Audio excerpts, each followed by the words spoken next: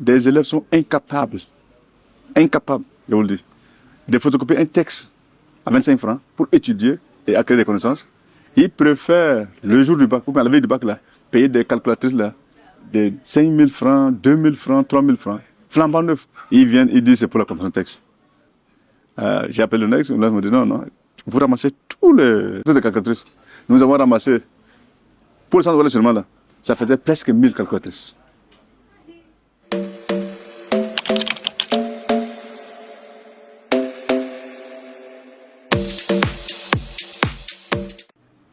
Merci. Quel souvenir gardez-vous de votre école? Y a-t-il un chant ou une récitation que vous n'oublierez jamais? Je me rappelle de l'école officielle de Bangoul. Il y a un chant, c'était un jeune marin. C'était un jeune marin. Si vous gardez un peu, vous pouvez peut-être... C'était un jeune marin qui revenait de la guerre pour voir sa fiancée Adèle. Et subitement, cette Adèle-là était morte. Ne sachant pas, et arrivé chez les beaux-parents, on a dit que non, Adèle était morte. Il est reparti tout chagriné, il est reparti tout dessus. Et c'était une leçon. C'est la leçon de morale qu'on pouvait tirer. C'est comme les fables de La Fontaine. À chaque fois, il y a une fable, il y a une leçon à tirer. Donc, c'était des chants très perspicaces, des chants très instructifs.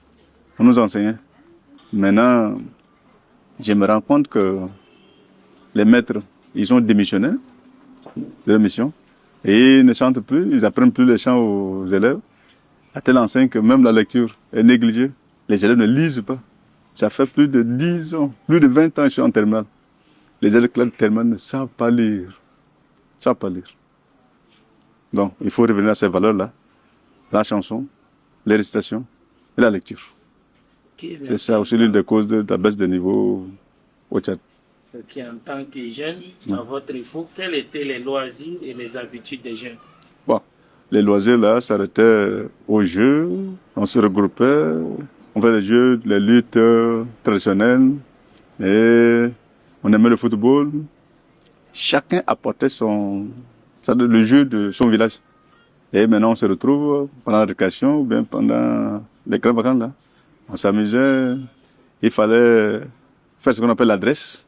Des jeux d'adresse. On roulait les courges là. Et maintenant, chacun était armé de fléchettes ou encore de petites sagailles là. Et il fallait atteindre ça là, à la course. Et les luttes, ça visait ce qu'on appelle l'endurance, ça visait ce qu'on appelle les sacrifices. Et ça faisait que les jeunes là, malgré les difficultés, il fallait tenir bon pour réussir. C'est comme ça que beaucoup avaient réussi. Alors maintenant, les jeunes là, ils aiment les facilités. De prêt à manger, de prêt à porter. Il y a tout ce qui est prêt, à consommer. Et quand c'est comme ça, là, vous réussissez difficilement. Ok, merci. En tant qu'enseignant, quel regard portez-vous sur l'utilisation du téléphone et de l'Internet à l'école? Le téléphone est une bonne chose. Sauf que le téléphone, là, c'est un mal nécessaire. Le téléphone est bon, le téléphone est également mauvais. Et ça aurait été une dissertation. C'est un sujet à thèse. Il y a le bon côté et le mauvais côté. Le téléphone, il y a maintenant les dictionnaires, les marabouts, les Ankara, les Robert, qui permettent de déchiffrer le sens des mots ou encore les expressions. Les chats pétés, par exemple.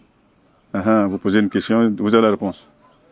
Mais le téléphone crée ce qu'on appelle la dépendance. Donc, la dépendance. Plus vous êtes habitué au téléphone, vous ne pouvez même pas définir un seul mot sans téléphone. En matière de contraction de texte, par exemple, moi, je compte les lignes et je compte les mots. J'ai fait les calculs là, 500 mots, même 1000 mots, même, j'ai fait mentalement. Les élèves, mes élèves de terminale, ils ont des calculatrices, ils ont des téléphones, ils n'arrivent pas à calculer. Ça fait que, tellement que vous êtes habitué au téléphone, vous dépendez du téléphone. Même en plein examen, même, au bac par exemple. Une année, là, je me rappelle, nous avons l'ONEX a arraché 444 téléphones.